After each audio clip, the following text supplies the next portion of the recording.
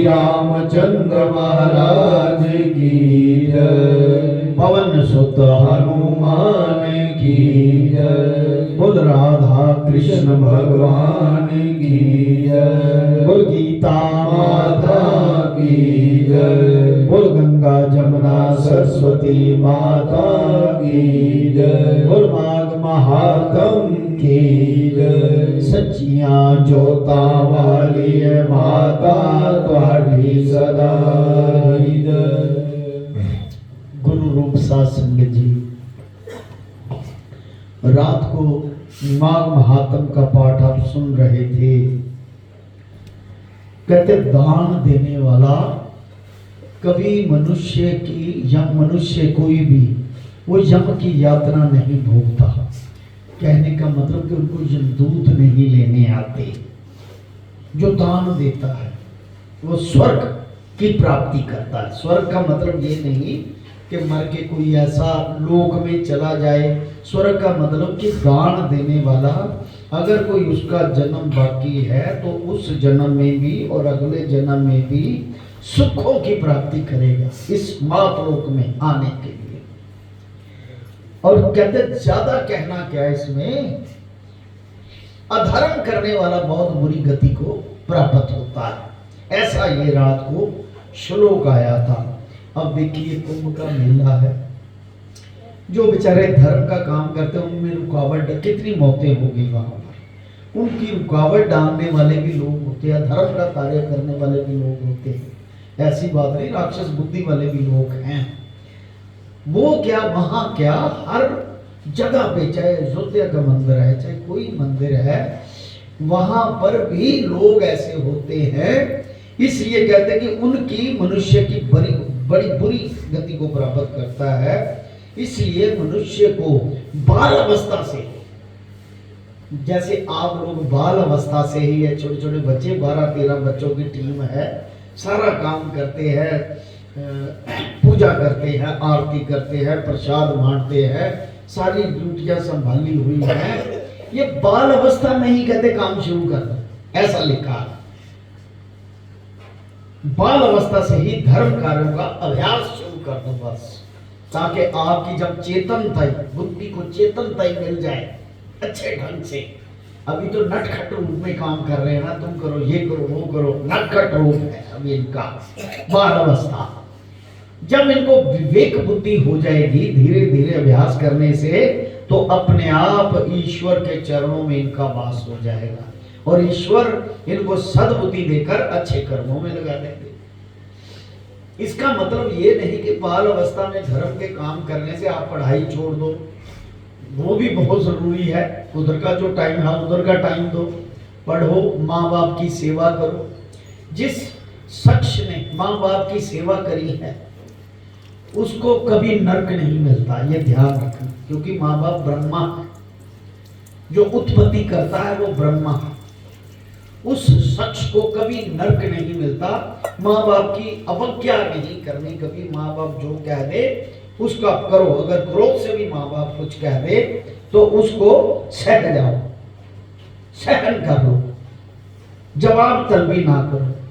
कहने का भाव, एक माँ बाप ही ऐसे हैं जिनकी सेवा करने से कई कुलें तर जाती हैं, कई कुलें, एक नहीं कई कुलें।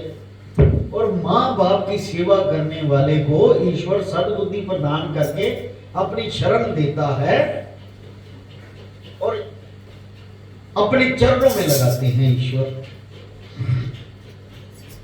आइए आज की कथा का आरंभ 13वां अध्याय है। गोविंद मेरो है, गोपाल मेरो है, गोविंद मेरो है, गोपाल मेरो है, गोविंद मेरो है, गोपाल मेरो है, गोविंद मेरो है, गोपाल मेरो है, बोलो बाके बिहारी नंद लाल मेरो है, बोलो बाके बिहारी नंदलाल मेरो है, बोलो बाके बिहारी नंद लाल मेरो है, बोलो बाके बिहारी नंदलाल मेरो है, बोलो बाके बिहारी नंद लाल मेरो है, बोलो बाके बिहारी नंदलाल मेरो है, बोलो बाके बिहारी नंद लाल मेरो है, बोलो बाके बिहारी नंदलाल मेरो है, बोलो बाके बिहारी नंद लाल मेरो है, बोलो बाके बिहारी नंदलाल मेरो है, गोविंद मेरो है, गोपाल मेरो है, गोविंद मेरो है, गोपाल मेरो है, बोलो बाके बिहारी नंद लाल मेरो है, बोलो बाके बिहारी नंदलाल मेरो है, बोलो बाके बिहारी नंद लाल मेरो है, बोलो बाके बिहारी नंदलाल मेरो है, गोविंद मेरो है, गोपाल मेरो है, गोविंद मेरो है, गोपाल मेरो है, गोविंद मेरो है, गोपाल मेरो है, गोविंद मेरो है, गोपाल मेरो है, गोविंद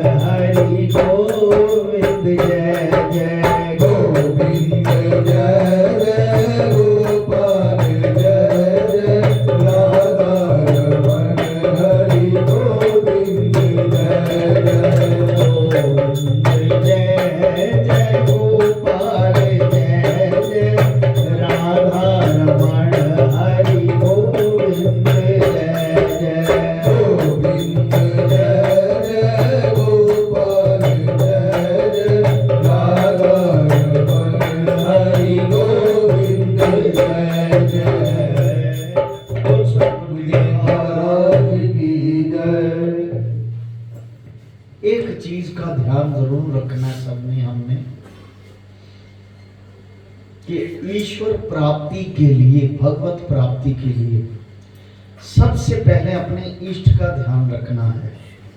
क्योंकि जब तक आप अपने आप को अपने अंदर से नहीं देख सकते, तब तक आप अपने इष्ट का ध्यान करो, इष्ट को देखो।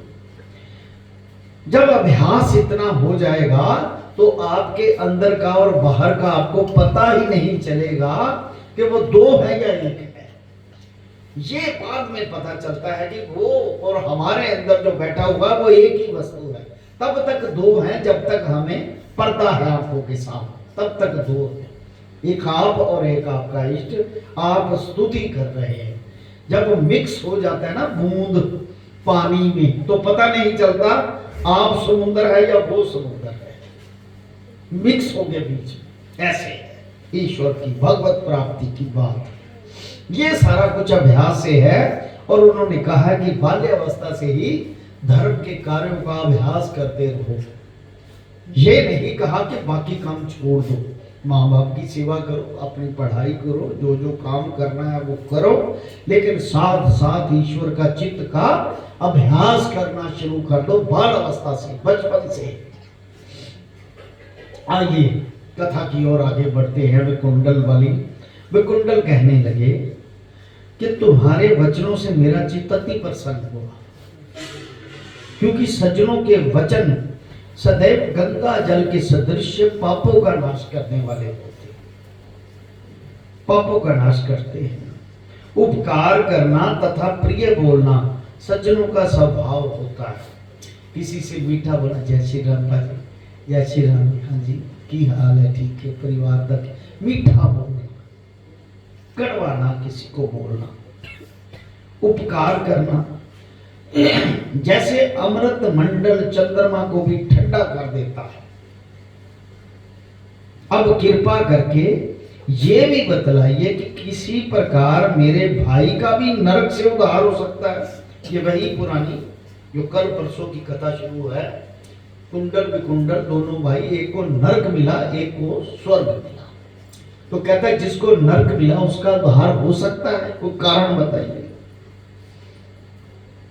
तब दूत कुछ देर ज्ञान दृष्टि से विचार कर मित्रता रूपी रस्से से बंधा हुआ बोला कि हे वैश्य, यदि तुम अपने भाई के लिए स्वर्ग की कामना करते हो तो जल्दी अपने 8 जन्म के पुण्य फल को उसके निमित्त अर्पण कर दो। अब काम तो दोनों ने कभी ठीक नहीं को किया। कहते 8 जन्म के कामों को, वो पुण्य को उसके निमित्त अर्पण कर दो जल से। तब विकुंडल ने कहा, हे दूत, मेरा पुण्य क्या है ये तो बताओ, और मैंने कौन से जन्म में और कैसे किया है, सो सब बतलाओ, फिर मैं अपना पुण्य अपने भाई को दे ही दूंगा।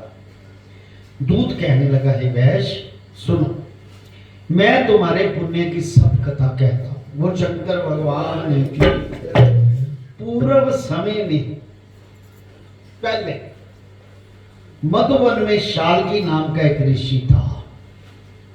वह बड़ा तपेश्वरी, ब्रह्मा के समान तेज वाला, नवग्रह की तरह उसकी स्त्री रेवती, उसके 9 पुत्र नवग्रह की तरह, जिनके नाम ध्रुव, राशि, बुध, तार, ज्योतिमान थे।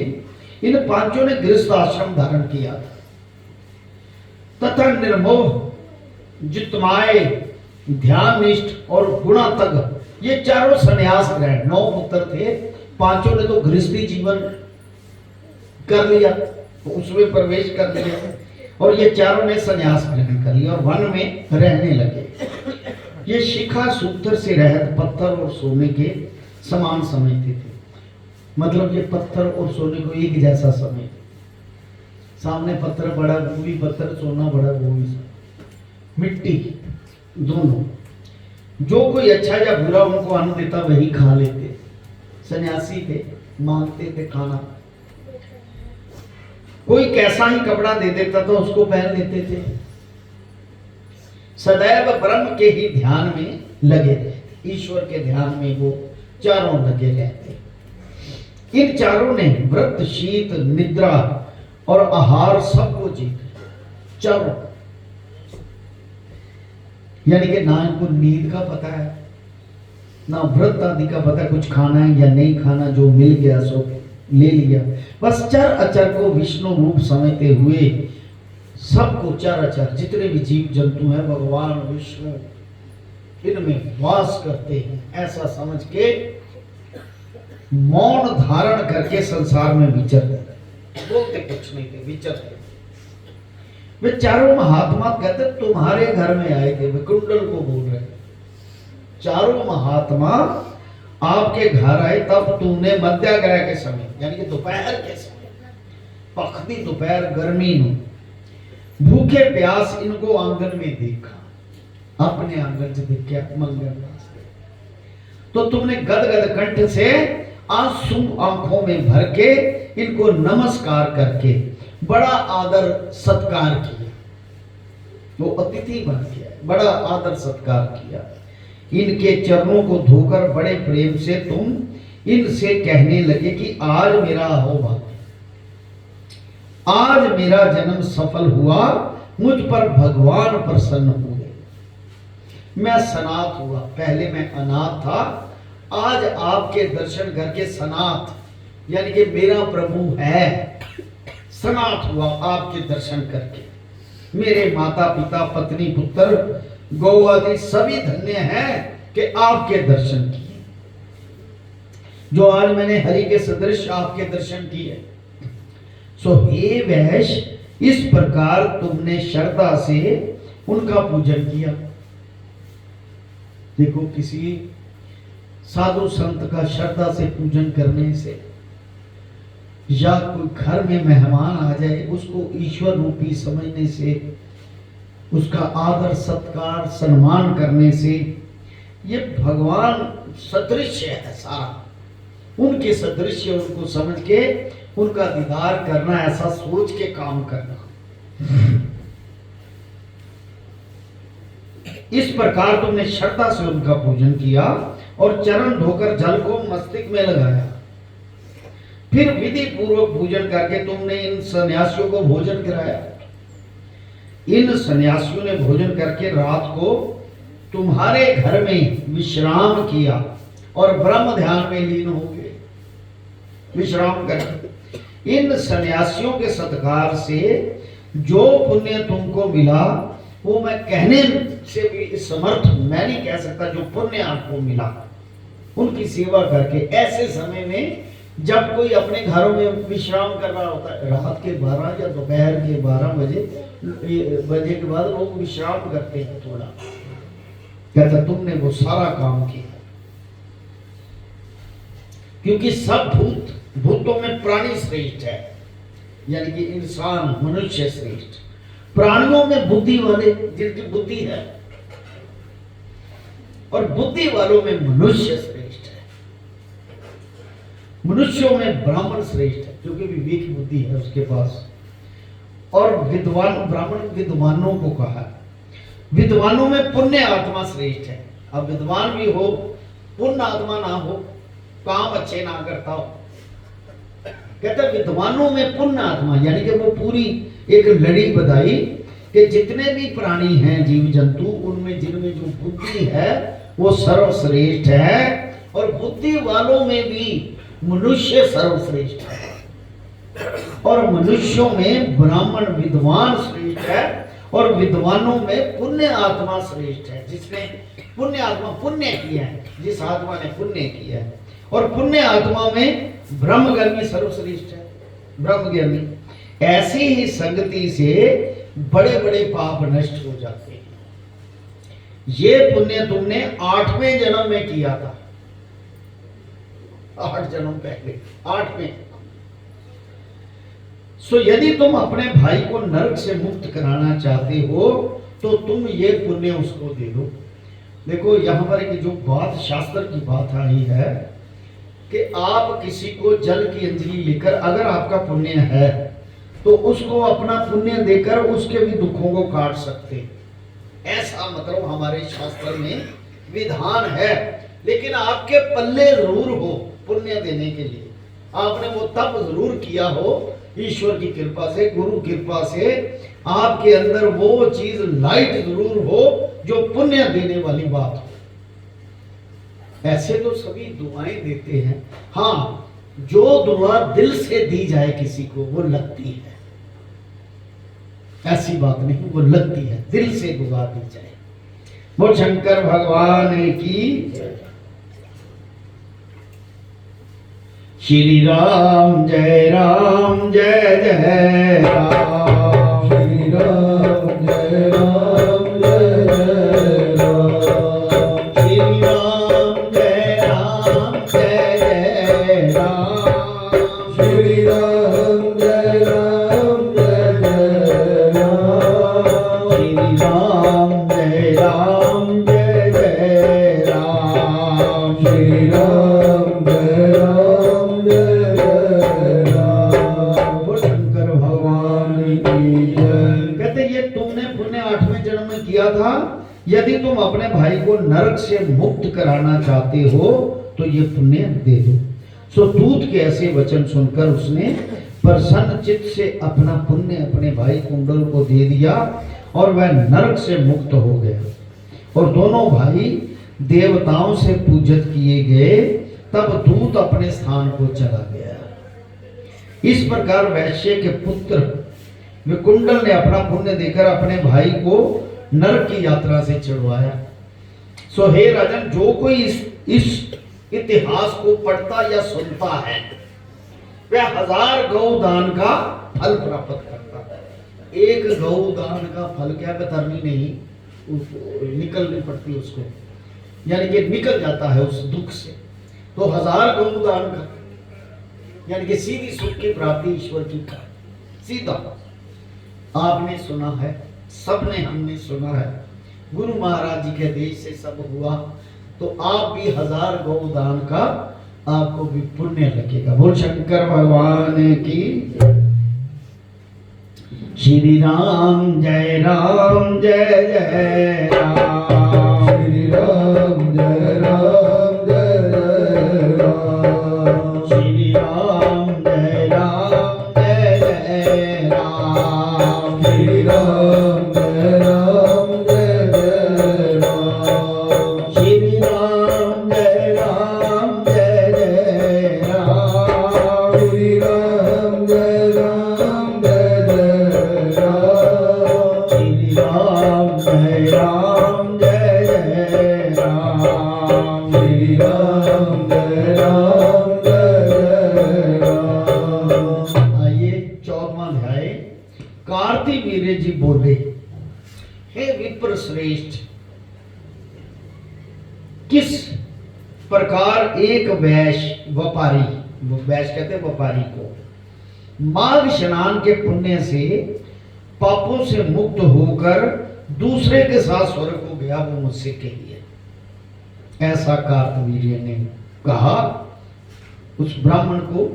तब दत्तात्रेय जी कहने लगे कि जल स्वभाव से ही उज्जवल और निर्मल, शुद्ध, मल नाशक और पापों को धोने वाला होता है। जल जो पानी है, आप जो पानी, इसलिए कहते हैं ना कई बार कि आप ना पानी का बचाव करके रखो, ऐसे गंदगी में ना फैलते रहो, चलता रहे डूब लूंगा पानी, तो वेस्टेज पानी की। किसी दिन पानी खत्म हो गया तो सूखा पड़ जाएगा, एक नहीं, अभी सभी ऐसा करना शुरू करते हैं तो सूखा हो जाएगा, डैम के डैम खाली हो जाते हैं। इसलिए पानी का जरूर, गुरु नानक देव जी ने कहा कि पानी पहला जीव है। पानी से हवा और ऑक्सीजन की प्राप्ति होती है जिससे आप जिंदा हैं। इसलिए पानी का ध्यान रखो, प्रयोग ध्यान से करो। कहते जल स्वभाव से ही उज्जवल, निर्मल, शुद्ध और मल नाशक है, मैल को धोता है जल, पापों को धोने वाला होता है जल। जल सब प्राणियों का पोषण करने वाला है, ऐसा वेदों ने कहा है। मकर के सूर्य माघ मास में गौ के पैर डूबने योग्य जल भी स्नान करने से मनुष्य स्वर्ग को प्राप्त होता है। माघ महीने में जो आप, अब क्या चल रहा है माघ महीना, माघ महीने में गांव के जितने पैर डूबते हैं, पैरों का जितना पानी होता है, उतने पानी से भी स्नान करने से स्वर्ग की प्राप्ति होती है। यदि सारा मास स्नान करने से अशक्त हो, अगर सारा मास स्नान नहीं कर सकते पूरा महीना, कई बार आदमी बीमार होता है, ठंड होती है, आदमी नहीं स्नान कर सकता, तो कहता है कि 3 दिन ही स्नान करने से पापों का नाश होकर स्वर्ग प्राप्त है। केवल 3 दिन स्नान करो, सारा महीना नहीं कर सकते तो भी कहते पापों का नाश होगा और स्वर्ग की प्राप्ति होगी। चाहे दीन होने से थोड़ा ही दान करो। दीन का मतलब चाहे हम गरीब हैं, दरिद्री, लेकिन निस्रा होने से ही थोड़ा ही दान करो, चाहे 1 रुपया क्यों नहीं। कोई चीज, जल, दूध, कच्ची लस्सी, कहता कोई भी थोड़ा सा ही दान कर दो इसमें, वह भी धनी और दीर्घायु होता है, उसको पैसे की प्राप्ति होगी और दीर्घायु होगा। क्योंकि भाव ही बनाने हैं हमने, दान मान तो कोई चीज नहीं खास, हमारा भाव होना चाहिए कि ईश्वर के चरणों में, जैसे सभी इधर आते हैं, चाय वाय का इंतजाम है, खान पान का इंतजाम होता है, तो क्या सोच के होता है कि इतने लोग आएंगे यार, सबके मुंह में वो चीज पड़ जाए, वो धर्म का काम हो रहा है, वहां राम नाम जपा जा रहा है, जो राम नाम जपते हैं उनके मुंह में कुछ ना कुछ पड़ जाए, इस भाव से लाते हैं आप लोग माघ महीने में। कहते वो भी धनी और दीर्घायु होगा, उसको पैसा मिलेगा और लंबी आयु होगी, जो इस भाव से आएंगे। 5 दिन स्नान करने से चंद्रमा के सदृश शोभामान होता है, जैसे चंद्रमा की चांदनी होती है ऐसे उसकी शोभा होती है। इसलिए अपना शुभ चाहने वालों को माघ में स्नान करना चाहिए। अब माघ में स्नान करने वालों का नियम कहता हूं, बोल शंकर भगवान के नियम क्या है। श्री राम जय राम जय जय राम, श्री राम जय राम जय जय राम, श्री राम जय राम जय जय राम, श्री राम जय राम जय जय राम, श्री राम जय राम जय जय राम, श्री राम जय राम जय जय राम। सतगुरुदेव महाराज की जय। माघ में स्नान करने वाले के नियम कहता हूं, अधिक भोजन का उपयोग ना करें, मतलब पेट को जिंदा रखने के लिए सिर्फ अपने आप को थोड़ा अन्न धारण करें माघ मास में। हाँ, और भूमि पर सोना चाहिए। वैसे तो माघ मास में भूमि पर सोना चाहिए, जमीन पर। भगवान की त्रिकाल पूजा करनी, तीनों कालों भगवान की पूजा करें। ईंधन, लकड़ी, वस्त्र, कंबल, जूता, कुकुम्भ, घृत, तेल, कपास, रुई, वस्त्र तथा अन्न का दान करना चाहिए। जो भी इनमें यथाशक्ति है उसका दान करना चाहिए। वो पहले बोला यथाशक्ति कुछ भी कर दो। कई जोत के लिए घी ले जाते, कोई रुई रख दे, कोई माचिस की तीली रख दे, कि इसी से जोत जला लीजिए, इतना ही बहुत है माघ मास में। जिसके पास यथाशक्ति जो है, कहते दूसरे की अग्नि ना करते, यानी कि किसी दूसरे के घर का जो अग्नि से जो वो चीज बनी है माघ मास में ना खाए। इसलिए कहते कि अपने घर में बना के खाओ। इस महीने में परहेज रखा हुआ है इसीलिए कि अपने ही घर में बना के खाओ, किसी दूसरे घर की अग्नि को नहीं लेना जो अग्नि से बने। दूसरे की अग्नि ना तपे, ब्राह्मण दान ना ले, ब्राह्मण दान ना ले देखो कितनी बड़ी बात। और मास के अंत में ब्राह्मणों को भोजन कराए, जो मास का अंत होता है उस वक्त ब्राह्मण को भोजन कराओ और उसको दक्षिणा दो। तथा एकादशी के नियम से माघ स्नान का उद्यापन करें, भगवान से प्रार्थना करें कि हे देव, इस स्नान का मुझको यथावत फल दीजिए। यानी देखो वो ये नहीं कहता कि तुम निर्लेप हो जा, कहता है भगवान के साथ तो जुड़ा हुआ है ना, चाहे लेप है पर उसके साथ जुड़ा हुआ है। उसके साथ जुड़ने वाले को कहता है कि हे यथाशक्ति मुझे ये इस दुनिया में जीने के लिए इस फल की प्राप्ति चाहिए, ऐसा करे। मौन रहकर इस मंत्र का उच्चारण करे, फिर भगवान का स्मरण करे। किस मंत्र का? जो गुरु महाराज ने दिया है। अगर नहीं है तो वो हमारे जिन्होंने गुरु धारण नहीं किया तो सबका गुरु जगन्नाथ ओम नमो भगवते वासुदेवाय शास्त्र का प्रमाण है कि ऐसे मेरा जाप करो। 9वें अध्याय में लिखा हुआ है ओम नमो नारायण या द्वादश अक्षर मंत्र सर्वनाश करने वाला, दुखों को नाश करने वाला। वो कौन सा है? ओम नमो भगवते वासुदेवाय। अगर कोई तकलीफ आ जाए तो ये मंत्र का जाप करो, वो तकलीफ दूर चली जाएगी। मंत्र में इतनी पावर होती है। अगर आप श्रद्धा से शक्ति से जपते हैं, वो पता गुरु क्यों कहते हैं मंत्र की इज्जत करो, किसी को नाम बताओ, कारण क्या है? इसमें पावर इतनी होती है, दूसरा कोई उसका अपमान कर सकता है, उसको जपने के अपमान कर सकता है, इसलिए उसको गुप्त रखा जाता है। वो शंकर भगवान की भगवान का सिमरन करें। फिर जो मनुष्य गंगा जी में माघ मास में स्नान करते हैं, चलो गंगा में जाना तो हरिद्वार में हमारे लिए मुश्किल, हमारे लिए तो गुरु ही गंगा है, सब कुछ है। यहाँ पर गंगा जल ले, गंगा जल लेके घर में स्नान करके गुरु की शरण में आ तो हरिद्वार ही है, वो गंगा ही है। 4000 युग तक स्वर्ग में ही गिरते हैं। गुरु महाराज जी ने बताया था एक बार कि अपने अंदर ही आपके गंगा है, उसमें स्नान किया करो। वो क्या गंगा है? जो नाम शब्द मिला है आपको, उससे भजन कर करके ये गंगा में स्नान करो। जो कोई माघ मास में गंगा और जमुना का स्नान करता है, वह प्रतिदिन 1000 स्वर्ण मुद्रा दान का फल प्राप्त करता है। 1000 सोने की मुद्रा का दान प्राप्त करता है, फल प्राप्त करता है जो दान किया। और 1000 कपला गौ के दान का फल प्राप्त करता है। कपला गौ जो 36 पदार्थ देती है आपको, हर चीज जो मांगो होती है। कपला गौ, गौ में कपला गौ सर्वश्रेष्ठ। बोल शंकर भगवान की जय।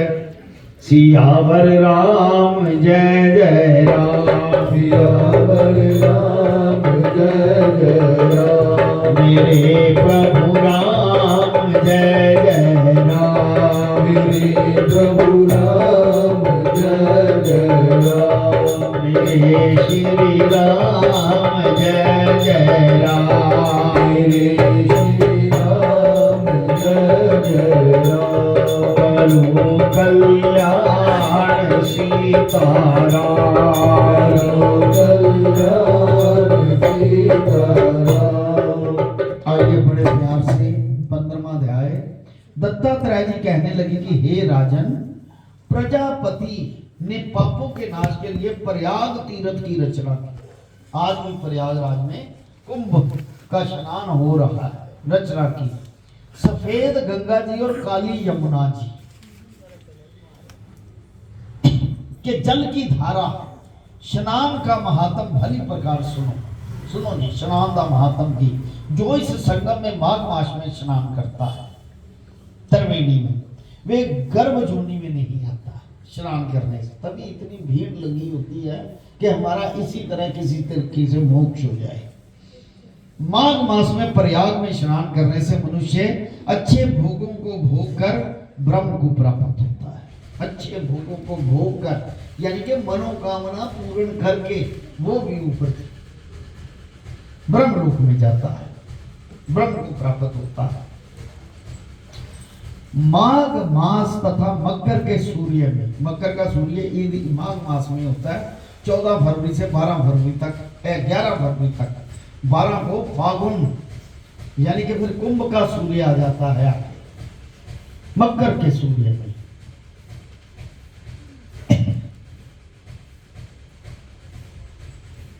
माघ मास तथा मकर के सूर्य जो प्रयाग में स्नान करता है, उनके पुण्यों की गिनती चित्रगुप्त भी नहीं कर सकता। इतने पुण्य उनको मिलते हैं।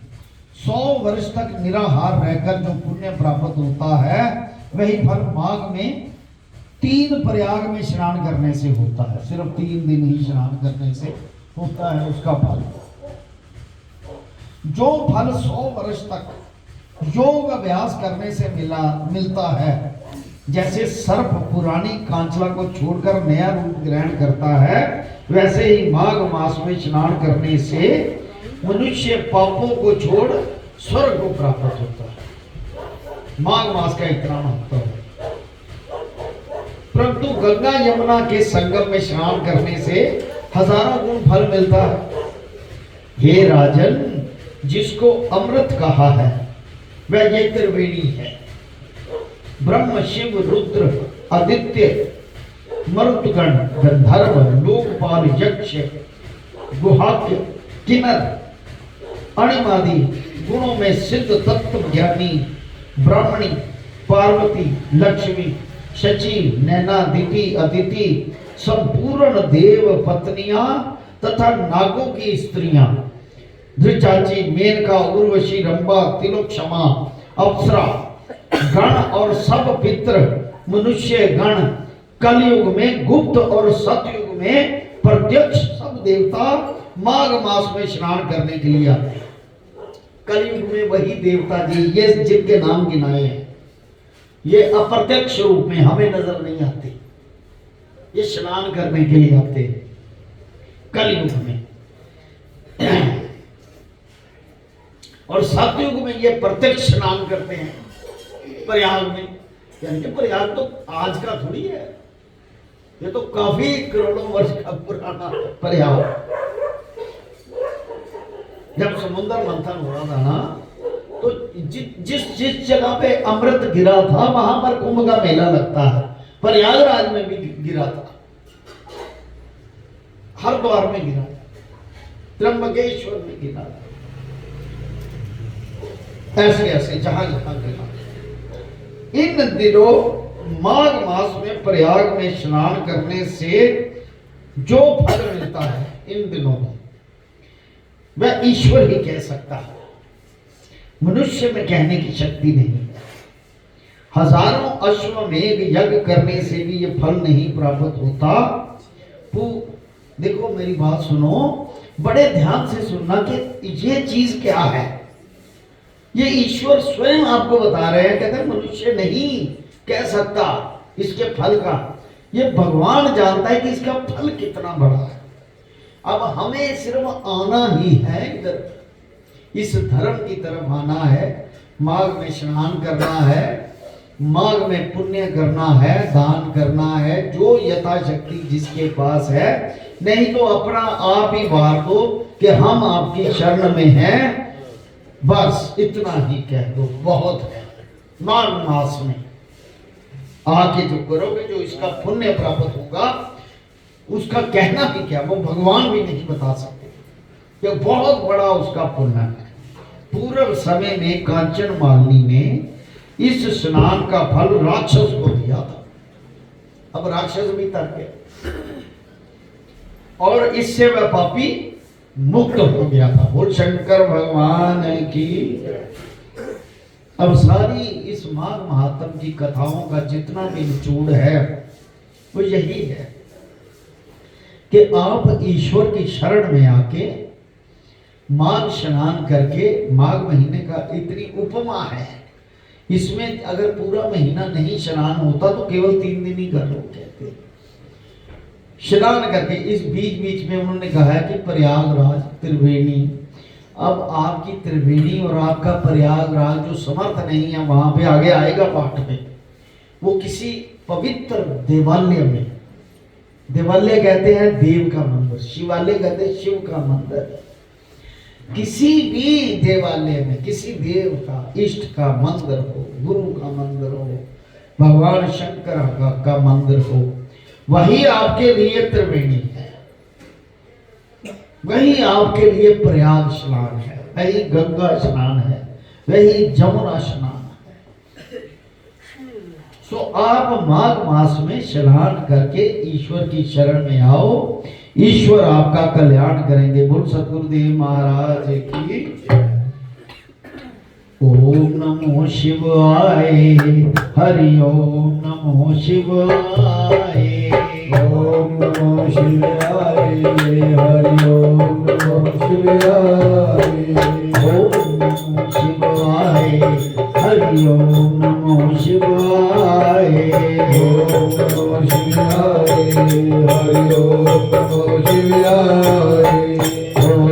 नमो शिवाय ओम नमो शिवाय ओम नमो शिवाय ओम नमो शिवाय ओम नमो शिवाय ओम नमो शिवाय ओम नमो शिवाय ओम नमो शिवाय ओम नमो शिवाय ओम नमो शिवाय ओम नमो शिवाय ओम नमो शिवाय ओम कलीं कृष्णाय नमो ओम कलीं कृष्णाय नमो ओम कलीं कृष्णाय नमो ओम कलीं कृष्णाय नमो ओम कलीं कृष्णाय नमो ओम कलीं कृष्णाय नमो ओम नमो भगवते वासुदेवाय ओम नमो भगवते वासुदेवाय ओम नमो भगवते वासुदेवाय ओम नमो भगवते वासुदेवाय ओम नमो भगवते वासुदेवाय ओम नमो भगवते वासुदेवाय सतगुरुदेव महाराज की जय। इसी जगह पे गुरु महाराज जी का एक वाक्य याद आ गया। आओ सारे याद करें। राम नाम दी के यारी क्यों नहीं बीजदा पापा वाले खेत बीज ले राम नाम दी के यारी क्यों नहीं बीजदा पापा वाले खेत बीज ले राम नाम दी के यारी क्यों नहीं बीजदा पापा वाले खेत बीज ले राम नाम दी के यारी क्यों नहीं बीजदा पापा वाले खेत बीज ले राम नाम जी के हरि क्यों नहीं बीजदा पापा वाले खेत बीज ले राम नाम जी के यारी क्यों नहीं बीजदा पापा वाले खेत बीज ले राम नाम जी के हरि क्यों नहीं बीजदा पापा वाले खेत बीज ले राम नाम जी के यारी क्यों नहीं बीजदा पापा वाले खेत बीज ले तेरा भजन करण दा वेला सुताए ते जाग बंदे आ तेरा भजन करन दा वेला छुपाए दे जाग बंदिया तेरा भजन करण दा वेला सुताए ते जाग बंदे आ तेरा